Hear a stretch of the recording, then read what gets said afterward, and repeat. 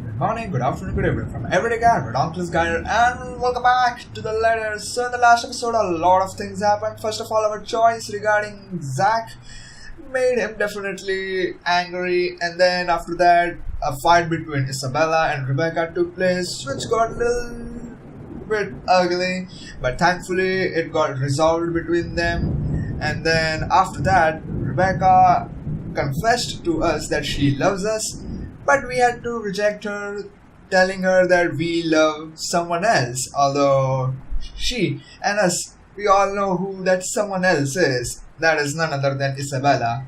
And after that, we went to the mansion in search for the secrets and something to get out of this curse, because this is the only place where we can find something or know something about this curse. Yeah, where the ghost kinda lured us into the secret passage to the underground prison.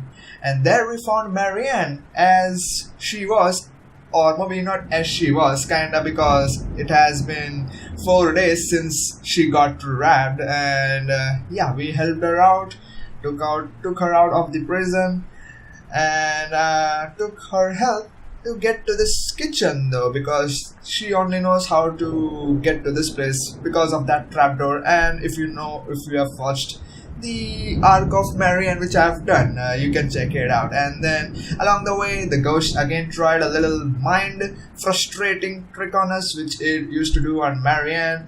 And it was thanks to Marianne only who helped us snap out of it, because she knows very well about this thing. And yeah, then we came over here where we stopped, and now we're gonna continue from where we stopped. That is over here. Let's go.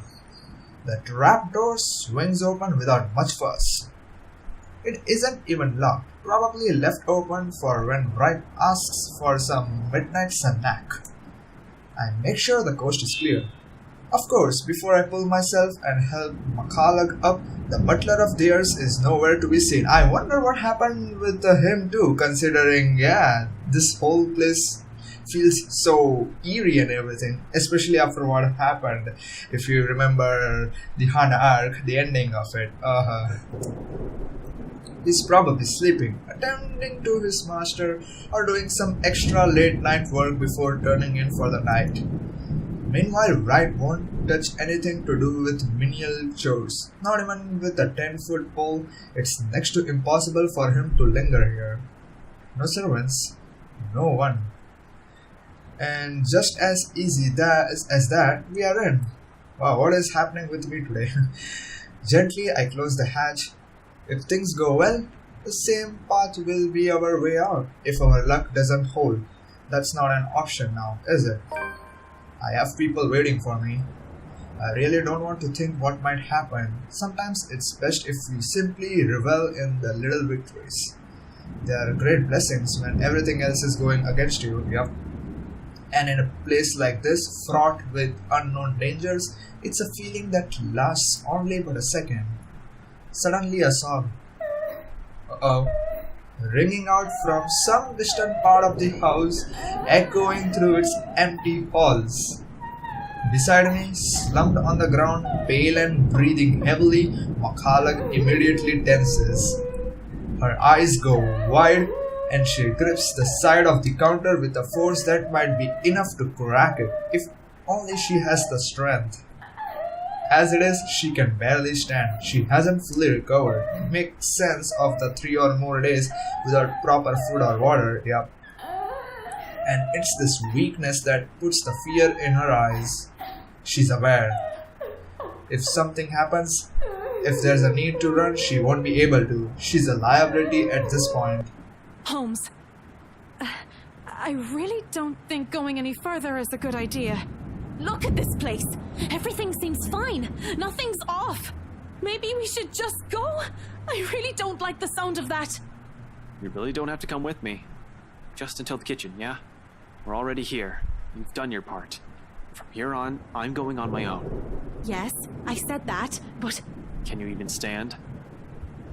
She doesn't answer. You'll only be putting yourself in more danger if you follow after me. You have an easy way out of here. Stay here. Once you're okay, I need you to get yourself out of this place. What? I'm not going to leave you! Well, I'm not taking you with me either, lady. So it's here or out there. You really are mad, aren't you? Probably all will be, if no one fixes this little curse problem we have. You think you'll find something in here? This is just a mansion, for God's sake! Maybe it's worth a shot. Besides, if what we're hearing right now says anything, I'd say scumbags. Who? Right. He might be knee-deep in trouble and he has no idea about it. Knee deep. Let's see about that. Makala still appears as if she's about to argue, so instead of more words, I unholster my taser and hand it to her. Ooh, that is a good taser. A standard issue for every member of Luxgorn police force, but it shouldn't take a genius to know how to aim and fire one. Even Isabella may just be able to use it without training. Yet Miss Interior Designer Extraordinaire stares at it as if I have just handed her something particularly nasty. Listen, you want to wait? Fine. I'm leaving this with you. But if I don't come back here within 15 minutes, I want you to backtrack and get the hell out of here. Are you daft, Holmes? I already told you! In case something goes wrong, I need someone who can tell people what's going on. Who can tell my friends what might have happened here. They're at the crawl. You know the place, right? I trail off, letting the meaning of my words hang in the air. I want to be optimistic about this, really. However, I'm going against something almost everyone can't quite understand. I'm just being realistic with my chances. Makala seems to understand this as well after what I've said. Any sign of protest has already died from her tongue and she simply looks at the taser quietly. After a moment she just nods. Beyond the wall of this room, the cries continue to grow louder and I take it as a sign to leave. Without another word, I slip out of the door. Like a siren call, her voice beckons. Finding out who that is seems a good place to start as any. That's it. I keep to the shadows for the most of the part. Not that there's any need to, the entire place just feels empty. Or, when a house this big should have a large staff, you gotta think there will be one or two roaming about for some late night chores, or someone seeking out whoever's creating this ruckus. There's none, however. Shouldn't they have security posted inside as well? Unless they are security, means the butler, though I doubt scumbags that sloppy. He loves his life more than anything. Probably more than his own wife. And the things he's done, he's bound to make more than an enemy or two. He's also the kind who will do anything to keep himself safe, alive. I wonder what he'll say when he finds out that there's something not human living with him in his own house. Potential dangers aside, being on my own grants gives me a greater degree of mobility, which I am more comfortable with. Sure, I could have enlisted Makala's help. Next to the people who owns this, she's probably the one who's most familiar with the mansion. But the cons of bringing her outweigh the pros. She's better off somewhere a quick exit's in sight. With no tag along, I only have to worry about myself. Watch my back. Selfish, I know. But necessary. In the same manner this whole plan is, no matter how idiotic going into this is. Besides, I don't really need a guide when the house's layout is fairly simple, almost mirrored with only a few modifications in the rooms. Although I have only been here once, I think I already have a good grasp of this place's ins and outs. As long as you can tell which is east and west, it shouldn't be hard to find my way around. After the dining room, the main foyer should be the next thing that greets me, where the woman's cries are leading me. Honestly, after what happened outside, I'm not even sure if I should be trusting what I'm hearing. But with the whole house somehow seemingly devoid of any of its inhabitants, I'm inclined to look into this. More than surviving this curse, a huge part of this is my training speaking. I just hope this isn't a crime scene I'm walking into. Oh, it is! But nothing's ever that simple, isn't it? Not when you're dealing with the supernatural. Nope. Because as soon as my feet crosses to the next room, something shifts. Uh-oh. In a flash, nearly without fanfare. It happens in the blink of an eye. I almost miss it. One moment, there's red. In the next, I'm standing alone in the foyer. For a brief instant, I pause, glancing widely around the place, blinking twice as if my movements will spur the vision back. Yet, nothing. No blood dripping on the walls, none trailing down the stairs or pulled on the floor, no eyes watching my every movement or moment. Only the same cries gradually growing in intensity the longer I dally, along with the voice. Desperate. Where are you, Mother? Oh, this is something new. Leading. Mother, please. I don't want to be alone. Coming from the same direction I have heard the cries from. Upstairs. The place is not entirely empty then. A better question now is who? Definitely not Scumbag or the butler. I've yet to see hide nor hair of them, and not knowing their whereabouts puts me on the edge. I have to be careful not to make any noise or be seen. Maybe the wife, though one can't really tell if it's her, the way the walls echo her voice. Nevertheless, it pushes me to move.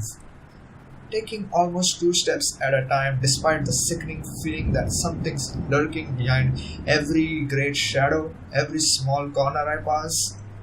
As if the house has several eyes watching my every movement, as if something alive dwells behind the walls itself. Oh.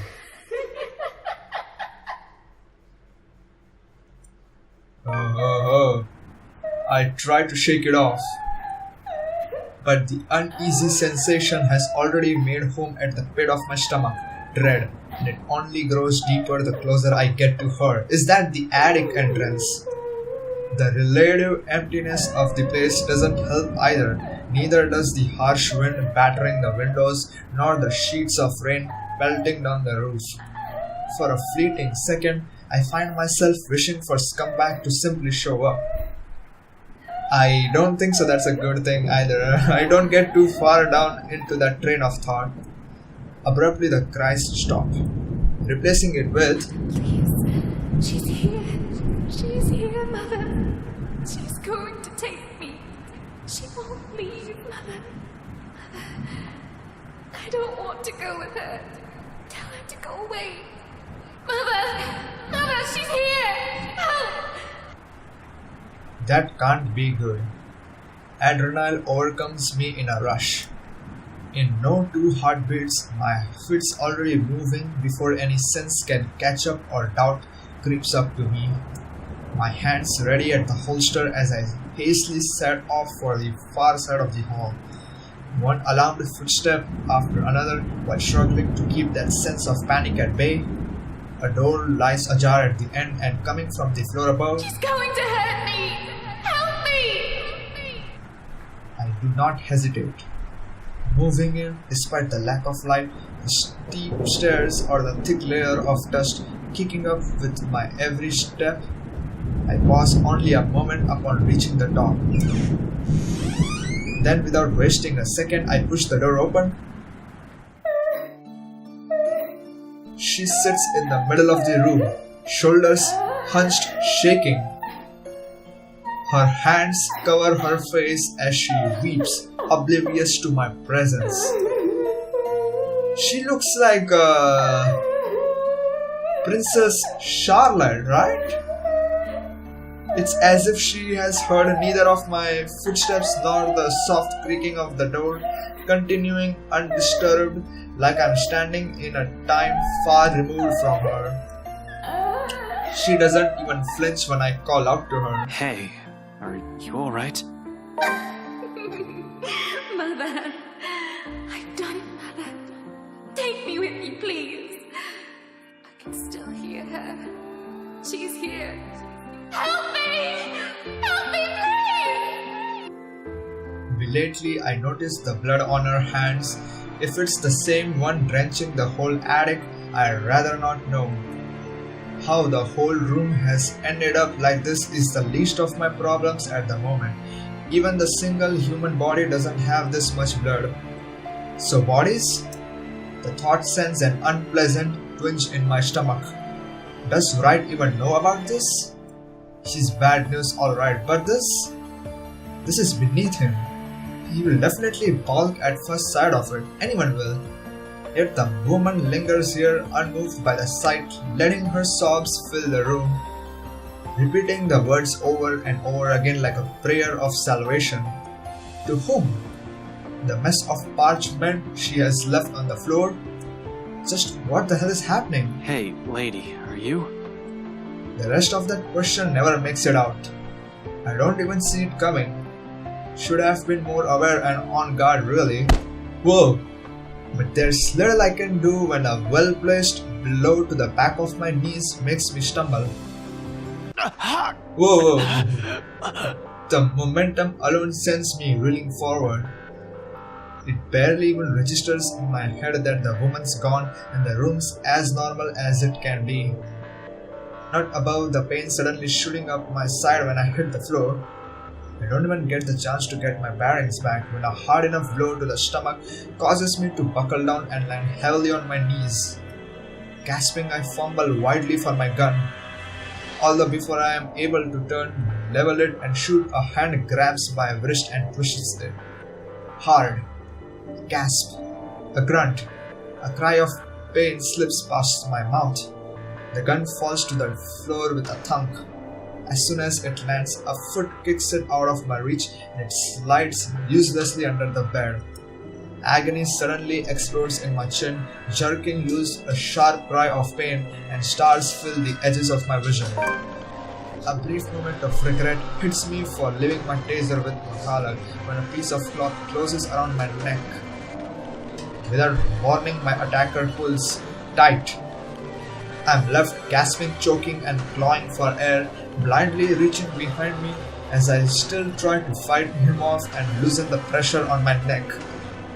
Except any sort of movement only causes him to pull it out. My, so many rats scurrying about in this mansion lately. Yeah, it's the butler. Wright's butler. Tell me, what did you do with the madam? I have no idea what he is talking about. Did something happen to Hannah Wright? Let go! You bastard! Now, Dummkopf, you're in no position to be rude. Last time I checked, I'm not the one breaking into other people's homes. Now answer my question. What did you do with the madam? The pain rings and resonates through my already sore body. Still, I manage to ride it out and spit a monotonous. Keep that dirty mouth babbling and you're getting a knife in the kidney. I assure you it will be more painful than this. He really doesn't need to threaten me by now. It's all too much to bear. At this point, my lungs feel like they are burning with the lack of air. Dark spots begin to fill the edges of my vision. Ever so slowly, the world around me dims. My consciousness rapidly slips away from me, and without meaning to, Get away from him! hearing that voice, it's as if I have been doused with a bucket full of ice cold water. Familiar, too familiar, and that's Isabella. And more importantly, it shouldn't be here. I shouldn't be hearing it here. She shouldn't be here. Immediately my eyes snap open. Whoa, and right there, right on the attic's doorway stands Isabella of all people. A rolling pin on one hand and a standard issue police taser on the other. My taser. She must have borrowed it from McCullough. Where else could she have gotten one? I doubt she has ever used one. Even, hell, the way she holds it right now, this guy can easily disarm her in one hit. There's something in her eyes. Although there's a look of fear in them and her hands shakes, she keeps the weapon trained and pointed at Scumbag's lackey. Untrained or not, she does not plan to leave here without putting up a fight, it seems. Admirable, really, but it's just not something we need right now. I need her to be away from here. I need her safe. But the chances of that happening grow slim with every laughter that slips from him. Oh, this is just getting better and better. The Bratwurst won't be pleased with the number of bodies we have to dispose of today, you know. Tell me, how many of you are there? so I can prepare the proper number of bags. Damn it. What the hell is going on? Why is she here in the first place? Did she follow after me? Who else came here with her? Zach? Rebecca? Are they all here? Panic surges within me. She knows how bad the situation is. But did she really have to run in here and expose herself like that? Yeah, she could have just tased him and... yeah. Does she even know how to use a tase? More than worrying for my life, it's her I'm concerned about. Getting strangled, dying by choking isn't part of the plan, but her following me here isn't either. This is why I prefer to do things alone. But hey, you are getting help, so yeah, this is why I'd rather be the only one to take the consequences. I don't even want to think what this bastard might do to her after he's done with me. Though my voice comes off nearly a croak, I try to tell her as much. She has to leave. Stay far away from here and this people. Don't! Damn it, Isabella! Get out of here! Another bout of pain erupts in my side, cutting off my words. A cry of agony bursts from my mouth. I can taste blood in my stomach as I heave, attempting to get in as much air despite the towel still roped around my neck. Ash? You're going to lose air quickly that way, Dummkopf. Better keep it shut. Get out! Out! Out! Belle! Don't be stupid! I'm not leaving you here! He laughs. Too cruel, too unforgiving. He has lost his mind. The way each note beats against my ears, in spite of the warmth in them, sends chills down my spine. This is a man whose hands have already been stained with blood before. He won't hesitate. I'd follow his advice if I were you, little girl. What could you possibly do with a toy? Just hand it over and be on your way. It'll probably be too difficult for a little girl like you to use. There's a moment of silence. I can barely keep my eyes open.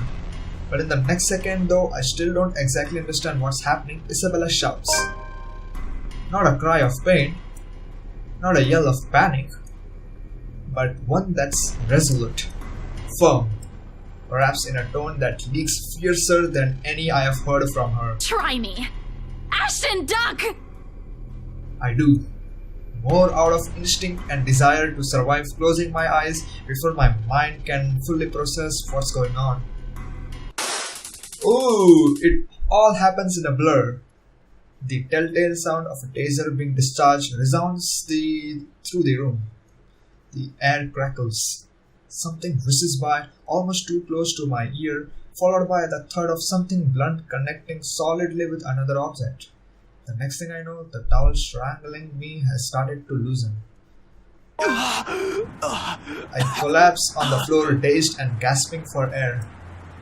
From my peripheral, through the haze of blood rushing and sound slowly filtering back, the butler buckles, he spasms once.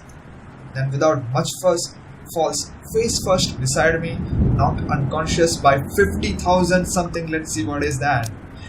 50,000 volts of electricity and a rolling pin. And he is like a rolling pin now. He will be out for a while now. I have no idea whether I should laugh or cry at that. Somewhere in front of me, my oxygen-deprived brain vaguely registers Isabella's form. She slumps on the floor, also breathing heavily. Right next to her trembling hands, both the taser and the rolling pin lie useless and forgotten while the mood in the room eases. A long, gradual process of tension lifting. For countless seconds, we remain quiet, with only our short gasps and sighs to fill the silence, allowing the adrenaline to ebb away and both our breathing to slow. Not a true repose by any means, but simply a brief respite. There's still the curse. We're still inside the mansion, in imminent danger. We still have no idea how to fix this. Outside, the rain seems to only intensify. Lightning flashes fleetingly somewhere, white and piercing, and the sky rumbles. No rest for the wicked. I steer first, once recovered, having regained some semblance of sense and strength. Breathing still hurts, but it's bearable as moving is.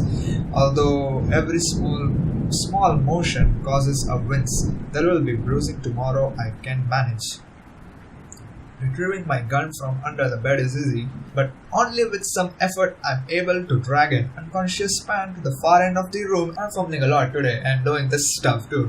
But only with some effort I'm able to drag an unconscious man to the far end of the room, snapping one end of a handcuff on his wrist while fastening the other on the bed frame. That should keep him restrained for a few hours in case he wakes up prematurely. All through this, Isabella stays quiet. In fact, she hasn't even moved since. Her hands still shake. My god, what's wrong with my mouth? And taking in long draws of breath while she stares vacantly in front of her, almost as if she is in shock. Perhaps she isn't even expecting any result, spurred only by some kind of desperation. Now it's sinking in. Unfortunately, we need to get moving. We don't have time to wait for everything to register in our heads. Kneeling in front of her, I gave her a light shake. Val, we need to go. We can't stay here. Slowly she turns, staring at me with wide eyes. Worry flickers briefly in them along with something ineffable. Then, without warning, she lifts her hand and slaps me right across the face. Oh. The sound of it cracks the air, shattering the silence like a fragile glass breaking. Despite the familiar rumble of thunder outside, it manages to ring louder above the storm. I don't even know what hit me until my head has already snapped back and my cheek stings with her anger. And it is anger. In spite of the stillness and the lack of words afterwards, not fuming though, never fuming, but the kind that burns lightly and soundlessly. A frustration instead of a seething rage. One that ebbs just as quickly as it flows, and once the tide subsides, there is only that gleam in her eyes, warm, steadfast, and unflinching. Quietly, I brace myself for the truth underneath that gaze. It slips from her lips softly, nearly fading under the sound of the rain still falling fast, if not for the weight in each of her words. What is wrong with you? Belle. If Zach didn't slip up, no one would have known where you went. Belle, one person knowing is enough. Any more than that, and You almost died! He could have suffocated you right then and there, and you could have died. I told Zach to give me 4 hours. That would have been enough time to... It would have been too late! And by the time anyone ever finds out, you're already fertilizer! She trails off, drags one indrawn breath in after another. A brief lull as her frustration finally dissolves into something more pensive and somber. Her shoulders droop, and though her voice rises hoarse and weary, in her next words there is only certainty. You count too, you know. When I said, that night when I told you I don't want to lose anyone anymore, that includes you, alive. We're still here, Ash. You have us. And once they are meaningful, road, it does so not with force of a dam breaking or a raging storm, but with the gentle, steady warmth of a heart burning, an ember easing slowly, lightly, rising and giving until all that's left is the truth and understanding. Not alone. Never alone. It lingers, even as we both drift back into silence, and her words take root, because in the gratitude that swells after is another warm, blooming, pleasant, welcoming, like finding home, like finding ourselves in the haze a squall has left, creating something fragile yet immutable in both of us. It's in her eyes, in the way she holds my gaze, unwavering, in the way she carries herself despite sitting amidst a place she fears, in the way she keeps herself from trembling and falling apart, because fear is inconsequential when people she cares about are at risk. A change. She realizes that now, holds onto it. Another little thing, another small thing from her that may go unnoticed and pass by quietly, but will eventually amount to a lot of things. Tiny gestures that mean nothing at first, but began to matter to me one day until... Oh, Despite myself, a small smile slips from my lips as the same warmth from her earlier unfurls in my chest. Unhurried, familiar, and bright from all these years I've carried it, but I've never given the words for it. Stop smiling like that, Ashton! I'm not done scolding you! But this time they come easy. I heard all of it. Don't worry. Are you really okay? That guy hit you a little too hard on the head. Here, let me...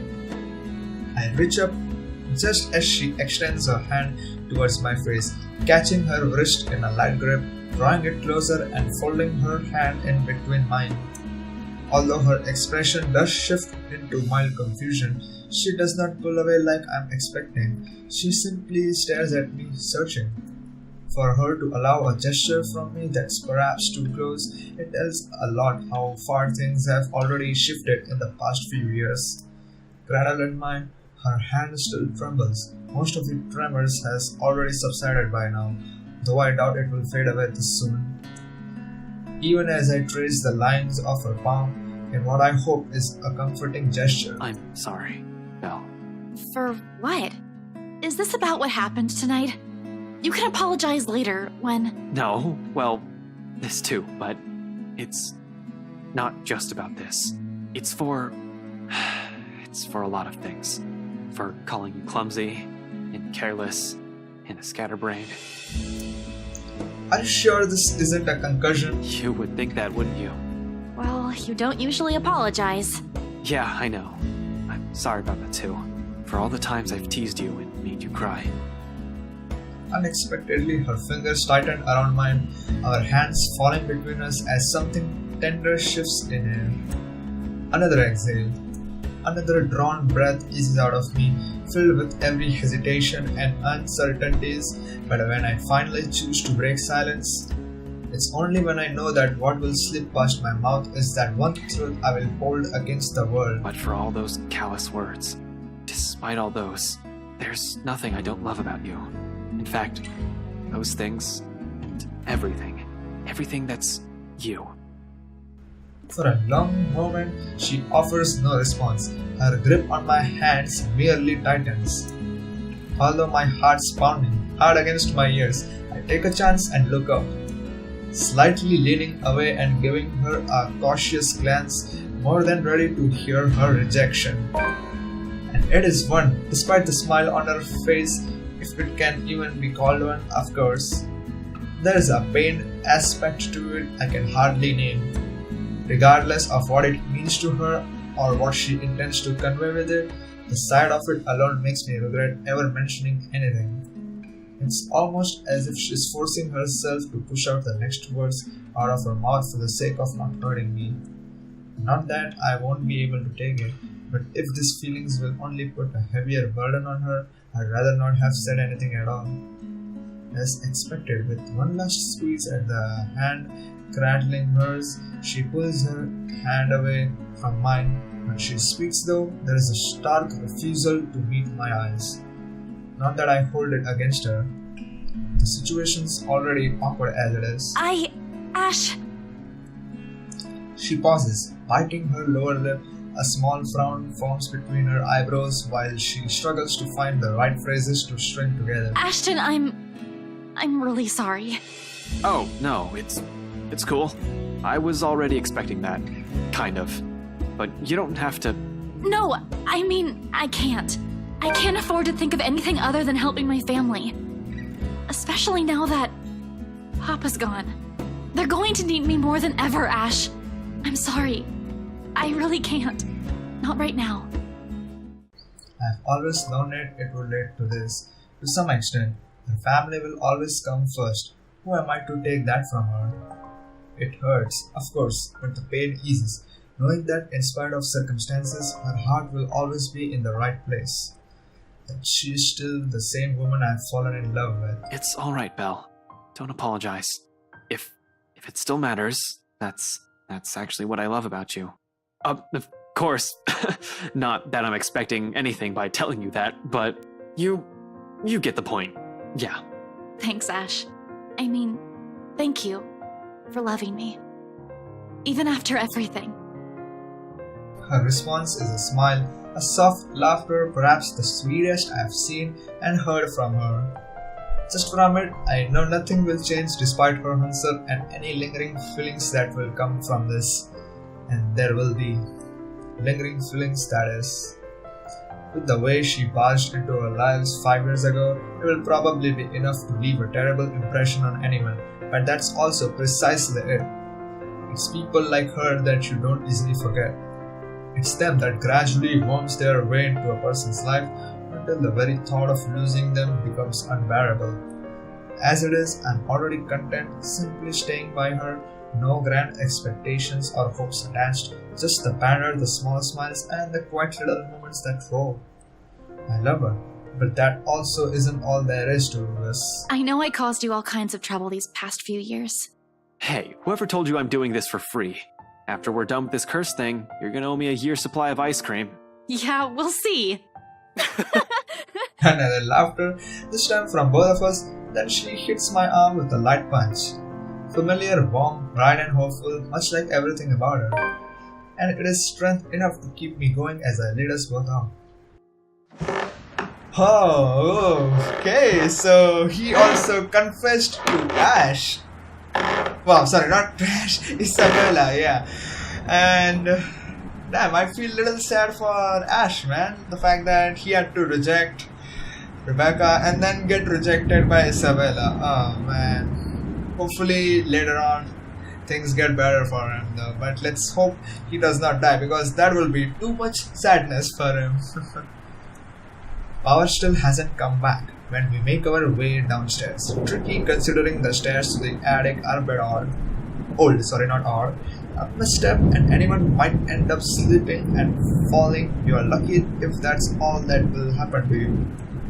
With the stairs this steep, a broken neck is the likely outcome. Thankfully, Isabella's here to guide me through the darkness. She knows this place better than anyone after all, in spite of all the misfortunes it has brought to us. Careful, the floorboards over there aren't very sturdy.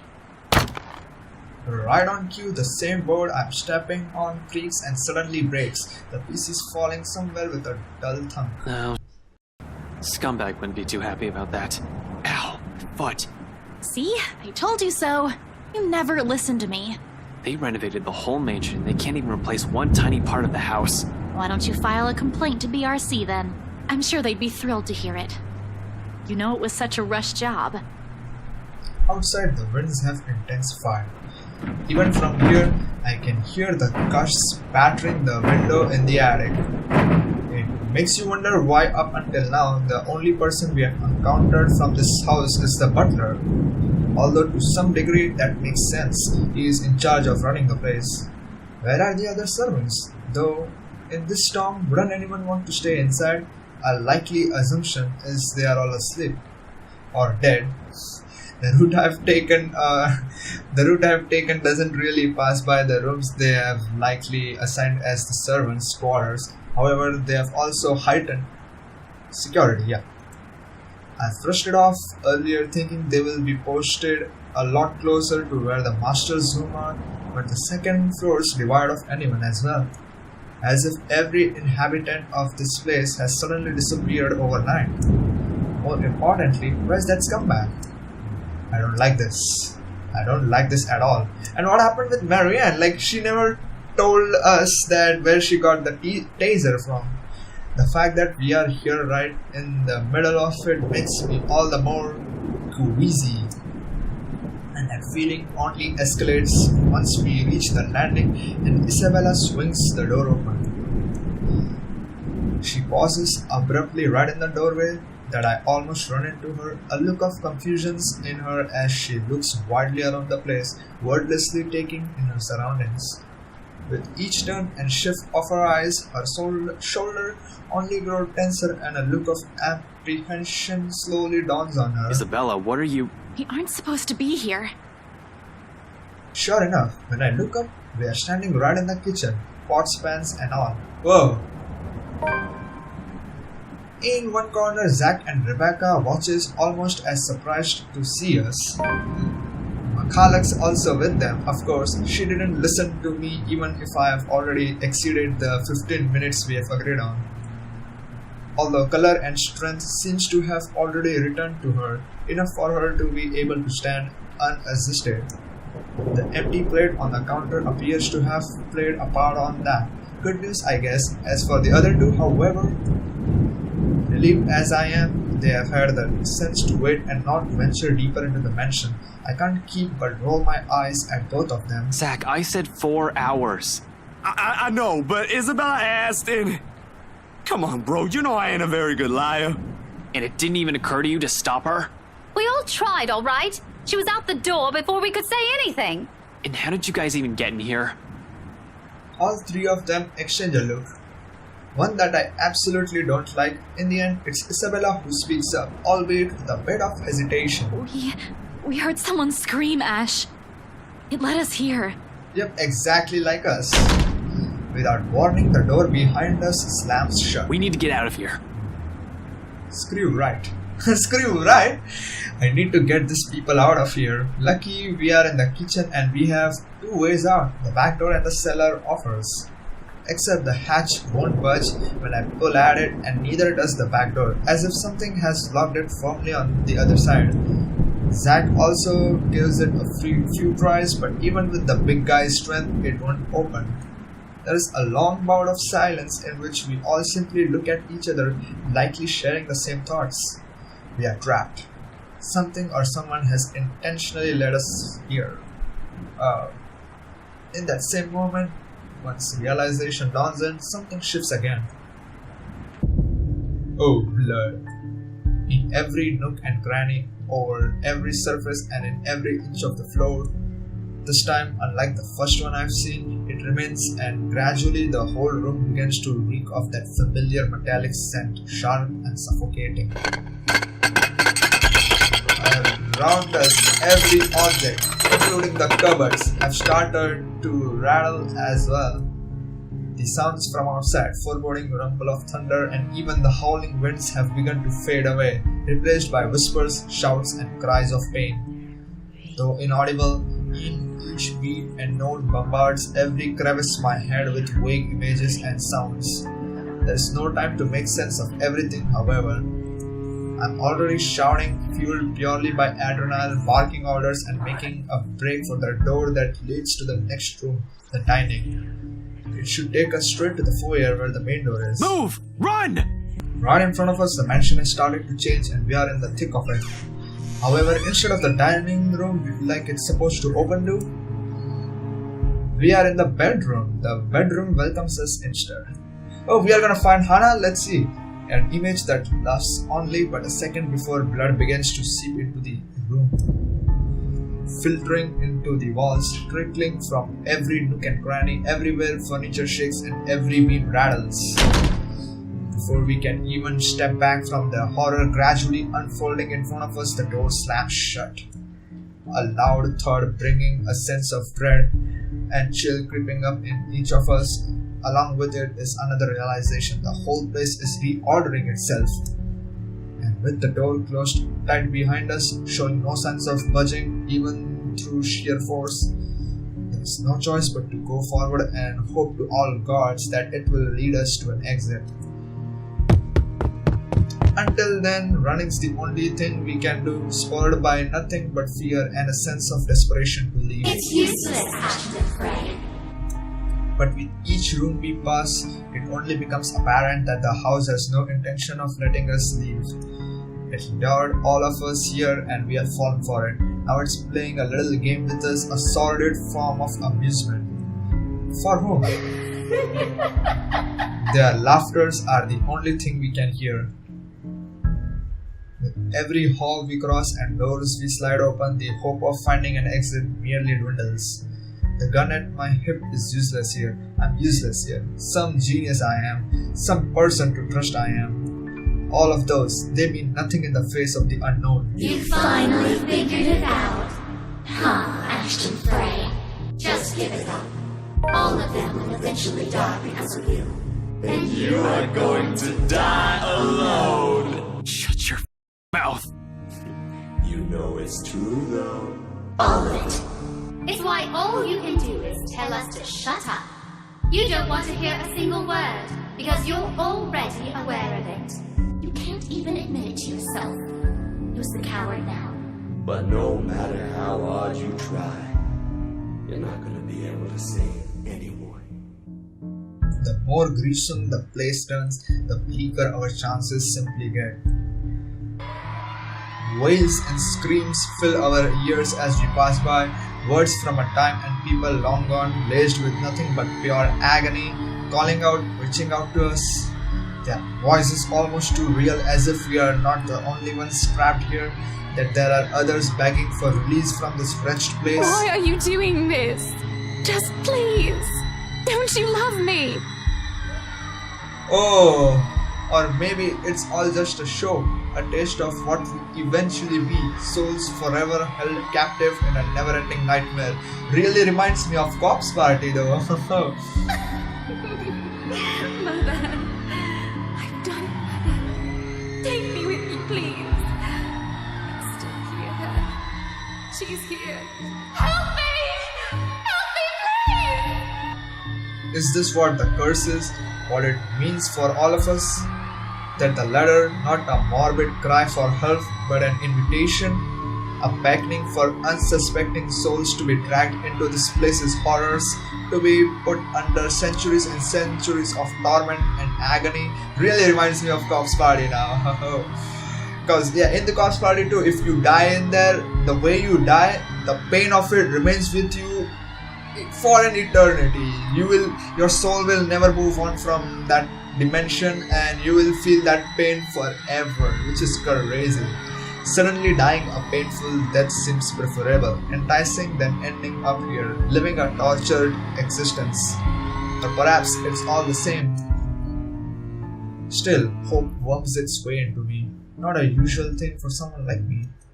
But after going through countless doors and corridors, every little sign of hope I'm willing to cling to as long as it will get us out of here. We are back in the dining room again. How long have we been running? How long since we have left the kitchen? At some point I've lost track of time. With the windows barred tight and the sounds lifting in the air, nothing but shouts and shrieks, it's impossible to tell.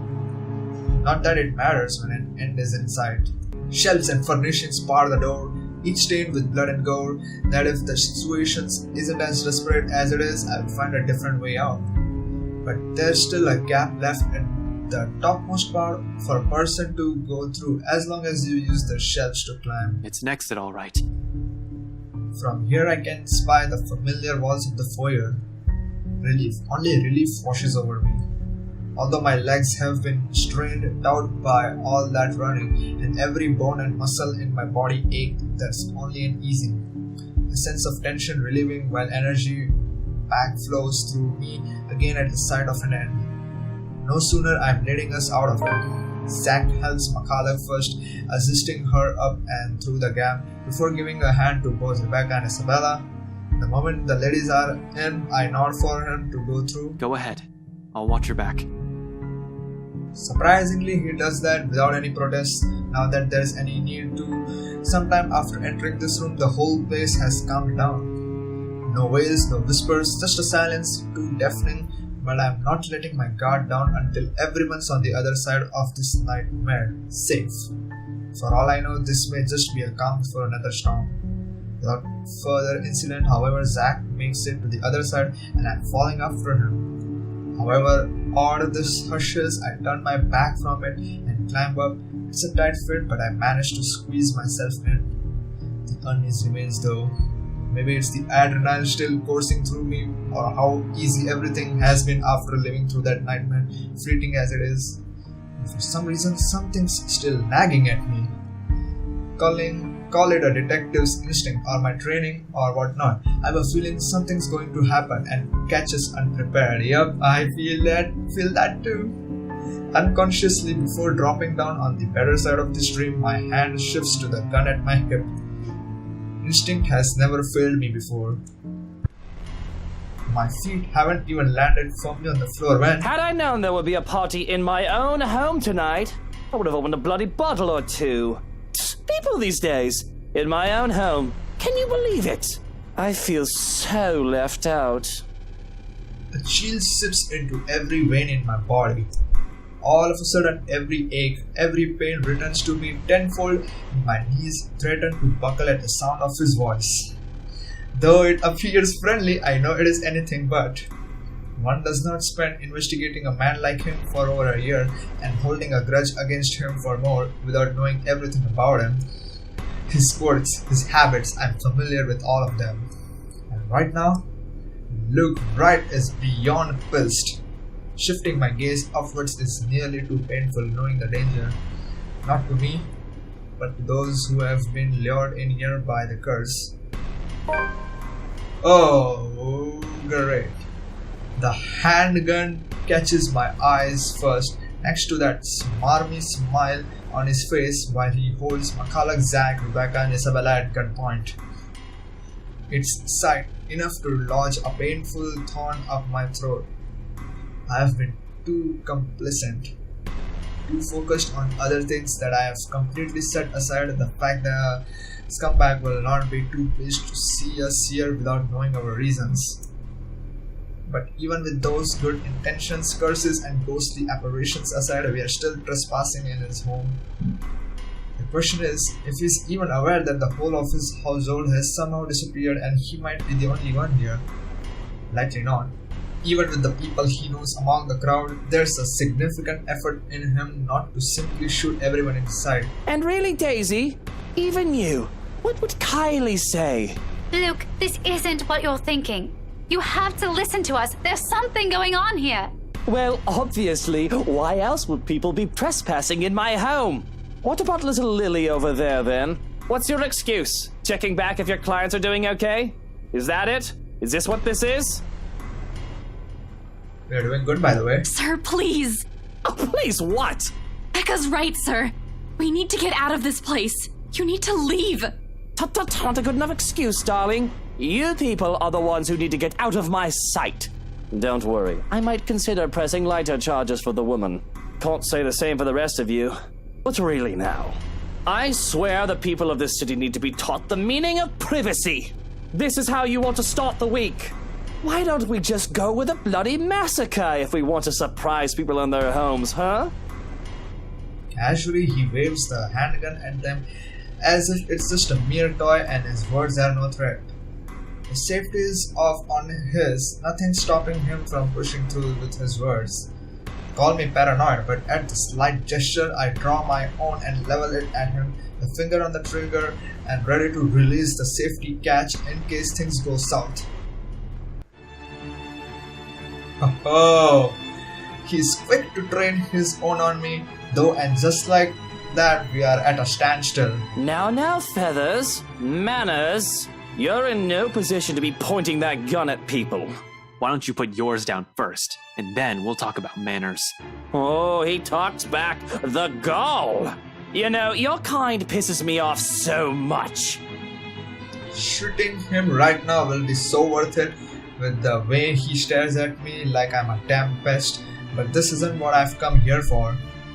I'm not a murderer. As much as I loathe him, I'm not the kind who will kill people in cold blood for my own gain or amusement.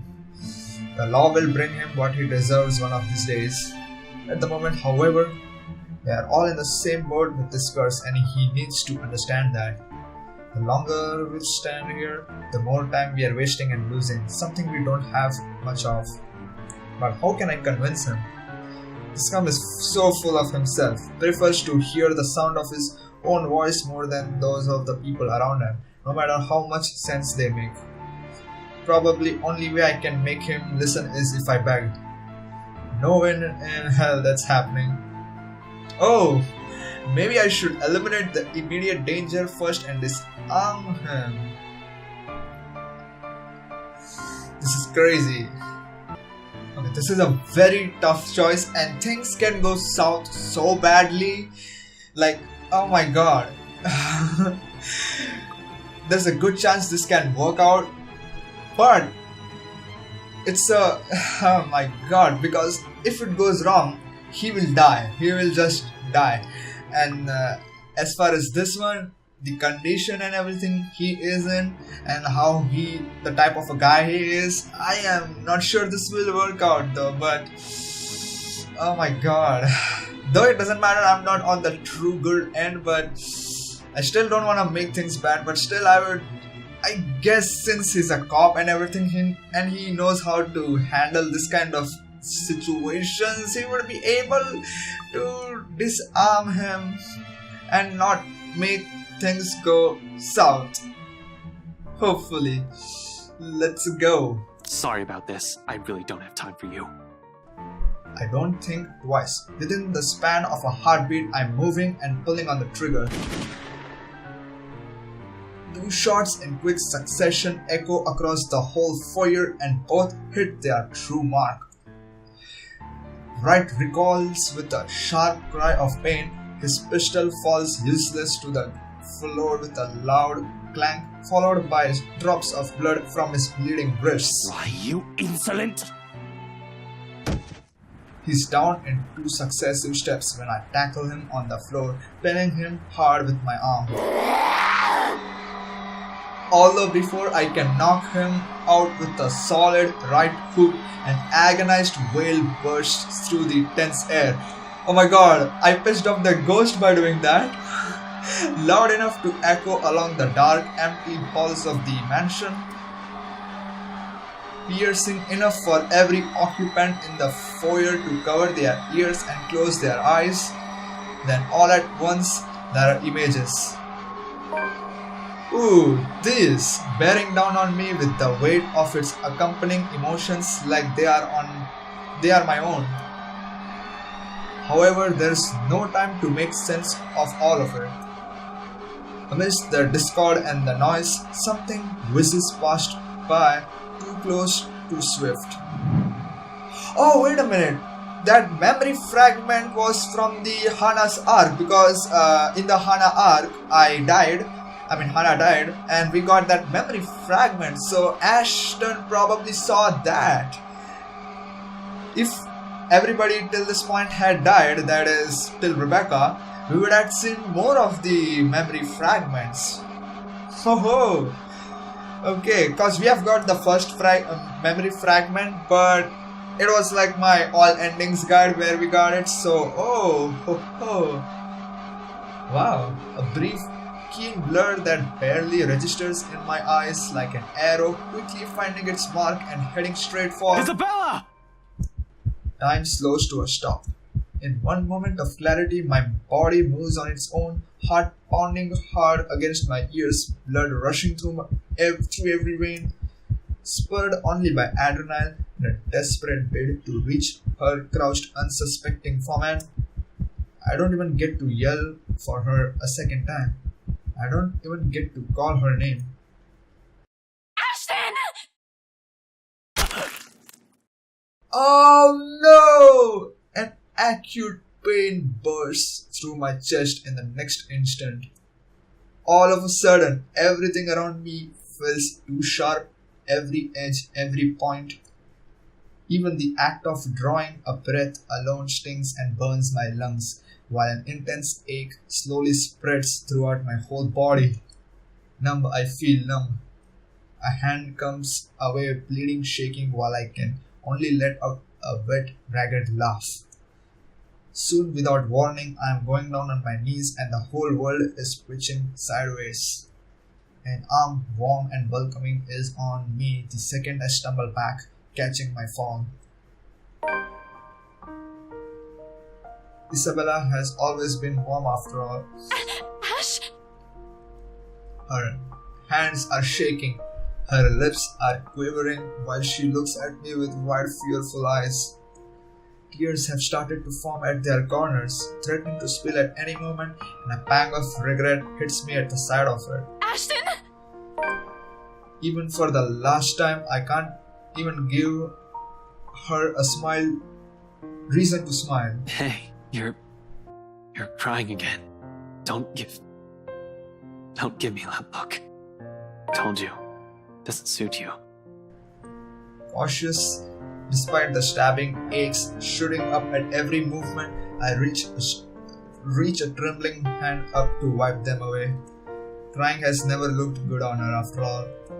My arm never makes it far, however, midway she meets my hand, catching it in a light grip, as if she's all too afraid I might break. Though I already am. Just slowly. The pain is easing, everything's going cold. Shut up, Ash! Don't move, alright? Stop talking! We'll get you a doctor! Someone! Just stay put! Just stay put, okay? You'll be fine. You'll be fine. I'd like to agree with that on her, reassure her, but I've gone through a lot, survived a lot of stuff. It doesn't take a genius to figure out that I'm done for. Whatever hit me, a hole to the chest is fatal enough.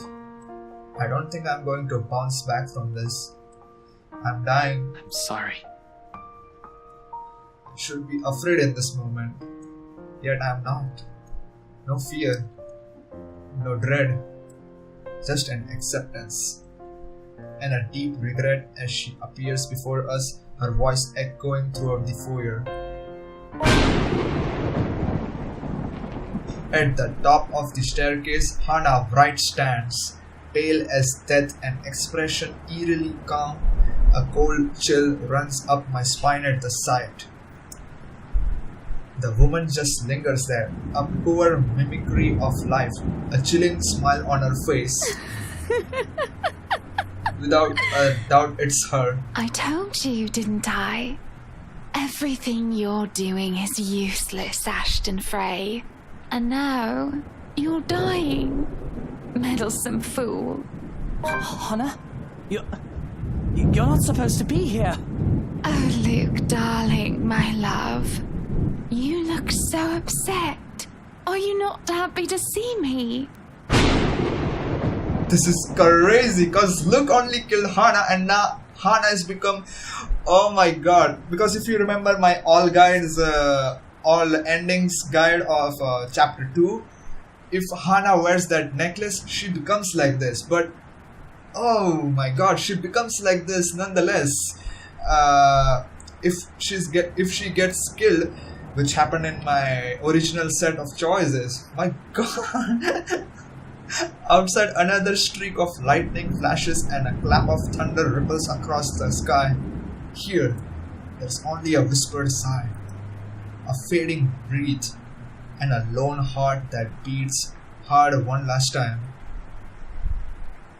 She got one thing wrong though. I did not die alone.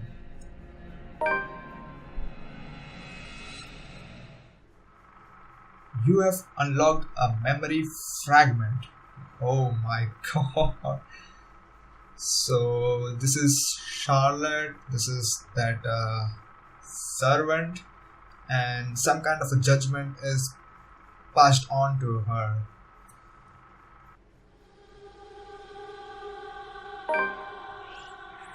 Wow. Whoa. First of all, let's see what day is it though. Okay, so yeah, it is starting off a little bit back though, not somewhere nearby to where we stopped at. Oh my god, that was crazy. So we are done with Ashton's arc. My god, that was crazy. And oh my god, we got Ashton killed. That is so sad. Like, I was like, he rejected Rebecca, got rejected by Isabella. Let's hope we don't get him killed. And my plan worked out that we managed to not get us killed and disarm him. But that led us to pissing off the ghost and she killed us. Oh my god. Wow, so we are done with Ashton's arc, which was crazy. It was the longest. Let's see how far this one is gonna be. But my god, this was crazy. This was the best arc, I will say. It was full of crazy and so much emotional and crazy stuff though. So yeah, hopefully you enjoyed. Next time we will be moving on to our last chapter, and as I have said before too, before we start this chapter, I will go on to all the chapter 3, chapter 4, till this chapter, all the chapter endings guide and all branch routes guide those. So yeah, next time around it will be a little bit like later on in the weeks, but after the 3, 4, 5 and 6 chapter endings guide and branch routes endings episode. Yeah, so hopefully you enjoyed. If you did, just click that like button, subscribe for more awesome content, comment down below your thoughts, and I will see you guys next time. And goodbye and shabake.